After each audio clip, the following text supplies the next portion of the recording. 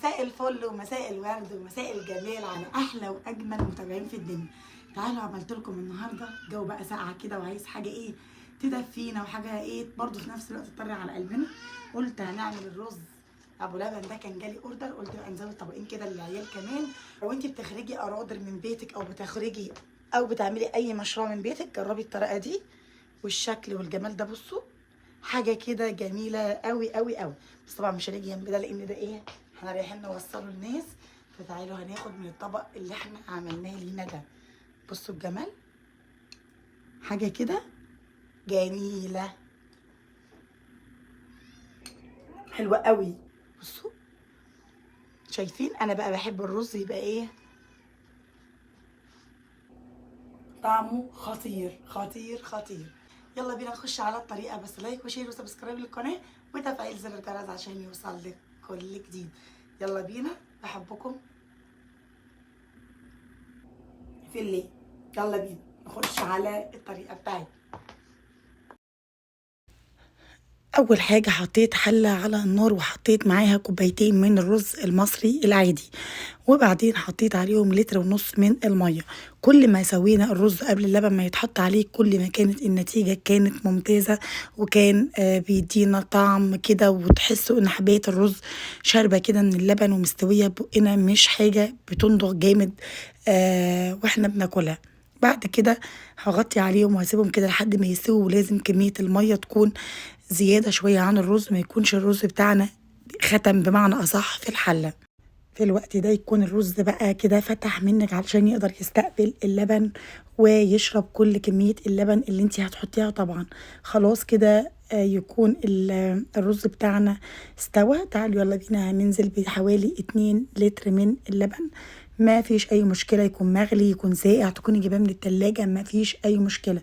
يعني اللبن ده انا كده بنزل بيه على طول وهو ساقع وجايباه من التلاجة. ده 2 كيلو من اللبن على كوبايتين الرز.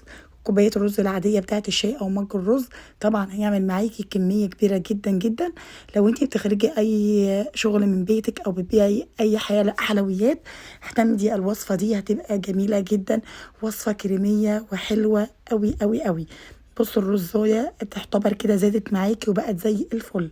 هنغطي عليه وهنسيبه بقى يغلي، ومن الوقت للتاني في الراحة والجاية تحاولي ان انت تقلبي علشان ما يلزقش منك في أرضية الحلة. دول حوالي كوبايتين من السكر، سكر حسب الرغبة. السكر يا جماعة انت بتحطي السكر مفيش ليه معيار، حطي السكر وقلبي ودوقي واظبطي السكر بتاعك زي ما بتحبي او زي ما يكون الاوردر مطلوب منك. عفوا على البحة اللي في صوتي علشان داخل عليا دور برد وكده، ربنا يا رب يعافيكم جميعا. وابدأي بقى كده قلبي من الوقت للتاني، وزي ما قلتلك السكر ملوش اي معيار او اي كمية اللي تحبيها او اللي تكون مطلوبة منك. هنحط كمان كده معلقة من الفانيليا. الفانيليا دي بتخلي ريحة الرز بصوا بتوديه في حتة تانية بمعنى أصح، رغم ان هو بيبقى جميل برضو بس بتوديه في حتة تانية خالص. وهنحط معلقتين من الكريم شانتيه كمان. بس اللقطة دي ما جاتش منك مش موجودة مفيش اي مشكلة. تعالوا بقى بينا، دول حوالي 7 معالق من النشا، حطيت عليهم كوباية كده من المية، ولو عندك لبن ممكن تحطي كوباية من اللبن. حطيت 7 معالق من النشا ده كده بس في الأول، حسب النشا بتاعتك وحسب ما تكون في نشا بتربط بسرعة، في نشا ما بتربطش بسرعة معاكي. دول حطيت في الأول 7 معالق من النشا وهقلبهم كده وهدوبهم، وهنزل على طول أول ما يفكوا كده معايا على اللبن بتاعي أو على الرز بتاعي علشان يربط كده ويبقى زي الفل معايا. بصوا قلبوا كده ما تخافوش، كل ما تقلبوا البنات اللي لسه مبتدئين لما بتيجوا تحطوا الميه بتحسوها كده كلبشت زي الجبس كده معاكم، لكن ما تقلقوش. هنزل بقى كده واحده واحده المضرب في ايديكي النشا نازله واحده واحده كده علشان ما يحصلش معاكي تكتلات او تكلكع كده معاكي بمعنى اصح. انا بتكلم خالص بطبيعتي عشان ما حدش يتريق يقول ايه كلكع، ايوه هي بنقول عليها بتكلكع او تعمل تكتلات.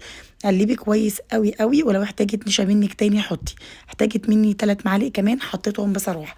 في الوقت ده بقى كده خلاص هبتدي ان انا اطفي على الرز بتاعي وهسيبه يهدى بس كده دقايق، وهبتدي ان انا اقدمه في الاطباق بتاعتي او في العلب بتاعتي حسب اللي انت او يعني هتقدمي في اطباق التقديم.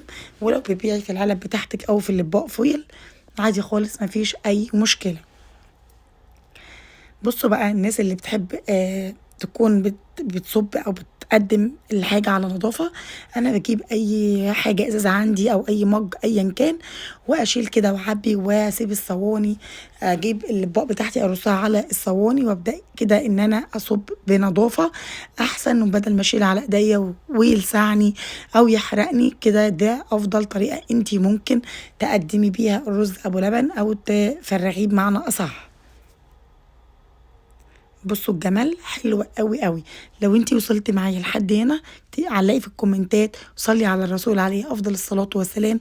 اذكري كده الرسول ربنا يزيدك محبة ويزيدك يعني طيبة كده في قلبك بأمر الله.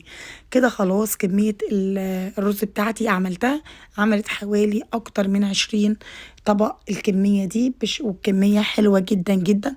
الطبق كويس بألف هنا وشفا للي كل واللي هياكل. ألف هنا وشفا ليهم يا رب، ربنا يديمها نعمة في حياتنا وفي حياتهم اللهم آمين. جربي الطريقة دي هتعجبك قوي قوي قوي. حابة بقى تزينيه بزبيب تزينيه بأي حاجة انتي حرة. واديكوا شفتوا في اول الفيديو كان شكله وجماله وطعمه بقى لو انتوا هتعملوه وتدوقوه. اشوفكم على خير ودمتم بخير. حطوا اللايك والاشتراك في القناة. مع السلامة.